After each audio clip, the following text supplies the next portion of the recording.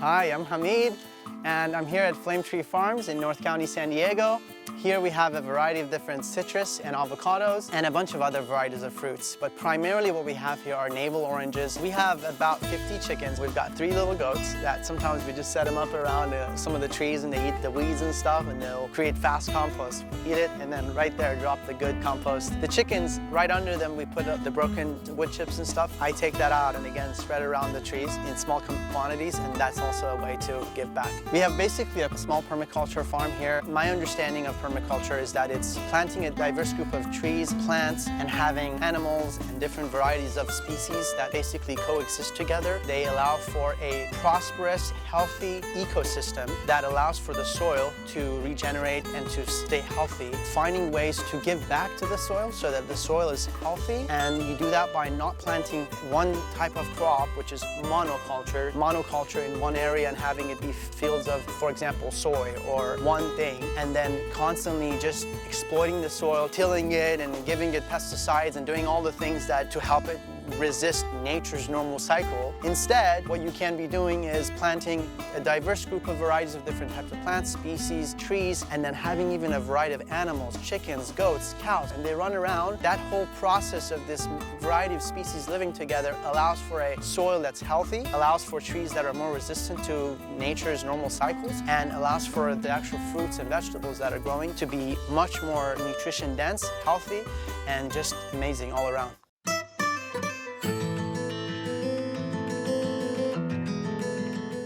So where I come from, I'm Persian from Iran. We lived in a big city in Tehran. I remember in my childhood, my family would talk about how when they were younger, before the city got developed, there was these little orchards all around the city. And what they would do on weekends, they would go with the family members out to these orchards, sit out, picnic, and just make their own food and hang out. My father always talked about it, my mom always talked about it, my grandparents talked about it, how there was these fields of cherry trees or walnut trees. Just hearing that, being able to experience it a couple times in my life, that was also something that stayed with me. As a child, I had the fondest memories when I was out in nature, especially when I was out in nature with fruit trees. It literally, to me, reminds me of what heaven could look like. I feel like the universe has these beautiful little treats, and fruit trees, to me, are those treats of nature. So for me, being under an orange tree and just look up inside it and see these beautiful, round, orange, bright fruits on it, bees are coming in and going out, and then all of a sudden you see a hummingbird come in and you hear the brrrr come and go, and all these different species, and the smell, the aroma of the leaves, to me, just inspires me to want to keep going and grow as many different varieties of fruits as possible. My family's definitely been involved. Even my grandparents who were here visiting came out and helped me number the trees. You can see these flags and stuff. They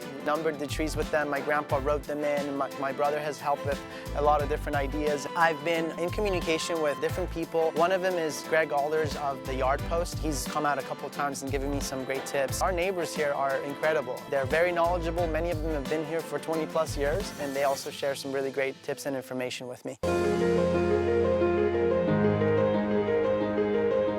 In regards to water conservation, I think we all need to really pay close attention to it as perhaps our #1 priority, not just in agriculture, but everyone, everywhere. As far as what we're doing to help preserve water is, first of all, we try to add organic matter, like compost, that we just put that around the trees, around where the roots are, and it helps keep the moisture in the ground as opposed to for it to evaporate. So it helps keep the ground relatively cool, especially in the summer months. We're making upgrades to our irrigation system to have drip systems and different methods that allow for the water to get absorbed right here. The reality is that we're constantly learning about it. I think those are so far the ones we've been doing.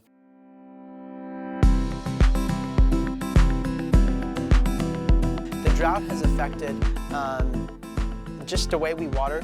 It's made me be a lot more conscious to look and research other methods. And we're also looking at finding ways to capture a little bit of rainwater.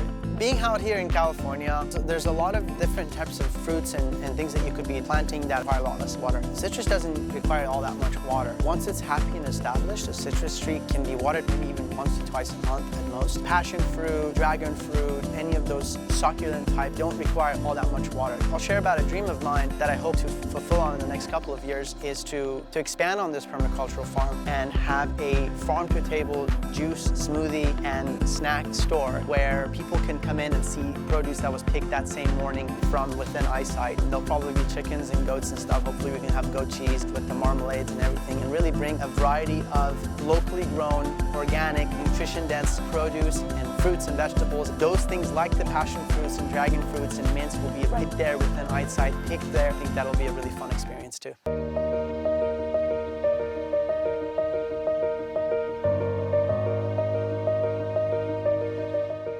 I first contacted the Vallecitos Water District when I found out about the possibility of having the agricultural water program. I was able to get in touch with Chris Robbins and of course Lisa. With their help, I was able to find the different options that are available. The organic program definitely appealed first to me because 2 years nature was training these things to be organic because nothing was done for a couple of years. When the previous ownership had let go of maintaining the orchard, it made total sense to just go the organic route. It was actually relatively easy. We were able to get the application through, get it approved. It's just been really nice to work with the Vallecitos Water Group to manage this important resource. All around, the team at Vallecitos Water District has been incredible to work with. They're encouraging, they're positive, they've got an amazing smile when you finally meet with them, and always there to provide you guidance and information when you need it.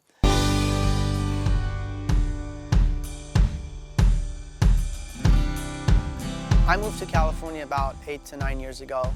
I was originally in home building, which is this process of taking in land and developing it and then building homes. Looking at it, I thought, if I'm going to be doing something that takes away from that, I don't want to be doing it. We have such beautiful landscapes, and the least we can do is to help preserve it so that it just keeps on sustaining itself in the long run and that it doesn't become depleted. I'm inspired by nature. I feel like nature gives back to you tenfold when you give it just a little bit of love. I wanted to become a farmer because primarily it was the taste of these oranges that made me realize that there's something really special here in this soil and in this environment that is so unique, because people have come here and tasted these oranges from young to old, and they've told me that these are the most tasty oranges that they've ever tasted. We put not a single drop of any sprays. Everything is basically the rainwater and the ocean breeze and a little bit of organic compost that goes around the soil. And to see them come back has been so inspiring. Being able to grow fruits and vegetables and be a farmer where you know, okay, this is going to fulfill on that path of wellness, and to be able to share that with other people, like my friends and family, that really inspires me. It's really a passion. And these trees are just doing amazing. They're producing, and I can't wait to continue to go this path, bring healthy, nutritious, dense, organic food to the community here and share it with my friends and family.